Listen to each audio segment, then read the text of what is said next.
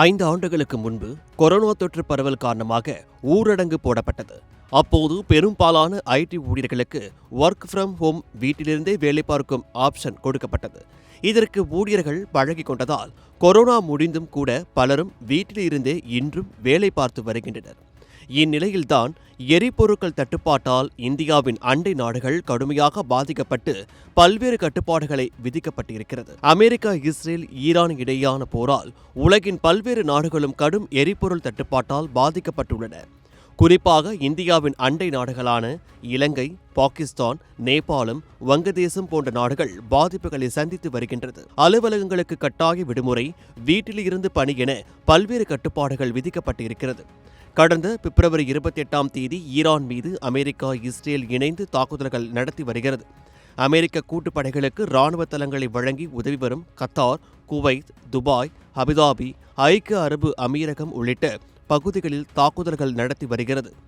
Iran அதே சமயம் உலகின் 20% கச்சா எண்ணெய் போக்குவரத்து நடைபெறும் முக்கிய எண்ணெய் வழித்தடமான ஹோர்முஸ் ஜலசந்தியை முடக்கிய ஈரான் அந்த வழியாக செல்லும் கப்பல்கள் தாக்கப்படும் என்றும் எச்சரிக்கை விடுக்கப்பட்டிருக்கிறது. இருந்தாலும் இந்தியா உள்பட சில நாடுகளுக்கு மட்டும் தளர்வளித்தது ஈரான். வளைகுடா நாடுகள் தாக்கப்பட்டதால் அங்கிருந்து பெருமளவில் எரிபொருளை பெறும் இந்தியா, இலங்கை, பாகிஸ்தான், நேபாளம், வங்கதேசம் ஆகிய நாடுகள் பாதிப்புக்கு உள்ளாகியுள்ளன.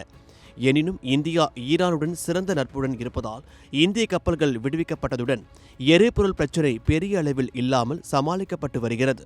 ஆனால் மற்ற நாடுகளில் நிலைமை அப்படி இல்லை. பாகிஸ்தானில் கடந்த வாரத்தில் பெட்ரோல் விலை 1 லிட்டர் 137 ரூபாயிலிருந்து 458 ரூபாயாக உயர்த்தப்பட்டது.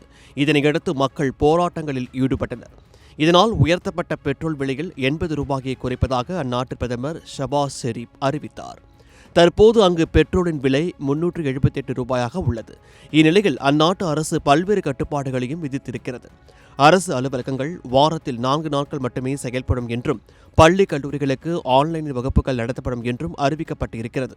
இதேபோல் எரிபொருள் தட்டுப்பாட்டால் பாதிக்கப்பட்டுள்ள இலங்கையில் அரசு அலுவலகங்களில் ஏசி பயன்பாட்டை குறைக்க வேண்டும் என்றும் அறிவுறுத்தப்பட்டுள்ளதுடன் வீட்டில் இருந்தே பணிபுரியும் திட்டத்தையும் அமல்படுத்த அந்நாட்டு அரசு உத்தரவிட்டிருக்கிறது. இந்த நிலையில் வங்கதேசம் மற்றும் நேபாளத்திலும் பல்வேறு கட்டுப்பாடுகளை அந்நாட்டு அரசுகள் விதித்துள்ளன. வங்கதேசத்தில் வாரத்தில் 2 நாட்கள் கட்டாய விடுமுறை அளிக்க வேண்டும், மின்சார வாகனங்களில் பயன்பாட்டை கொண்டு வருவது உள்ளிட்ட பல்வேறு புதிய விதிகளை அந்நாட்டு அரசு அமல்படுத்தியுள்ளது. இதேபோல் நேபாளத்திலும் சனி மற்றும் ஞாயிற்றுக்கிழமைகளில் அரசு அலுவலகங்கள் மற்றும் கல்வி நிலையங்கள் இயங்காது என அறிவிக்கப்பட்டுள்ளது. இதேபோல் மின்சார வாகனங்கள் பயன்பாட்டை ஊக்குவிக்க சட்டப்பூர்வமான கட்டமைப்புகளை ஏற்படுத்தவும் தகவல் வெளியாகியுள்ளது. இந்தியாவிலும் பெட்ரோல், டீசல் விலை உயர்ந்தால் ஒர்க் ஃப்ரம் ஹோம் ஆப்ஷன் கொடுக்கப்பட வாய்ப்பிருப்பதாக பொருளாதார வல்லுநர்கள் கூறுகின்றனர். இதற்கு ஒரு சில நிறுவனங்கள் ஒத்துழைத்தாலும் சில நிறுவனங்கள் ஒப்புக்கொள்வது கடினம் என்ற கருத்தும் நிலவி வருகிறது.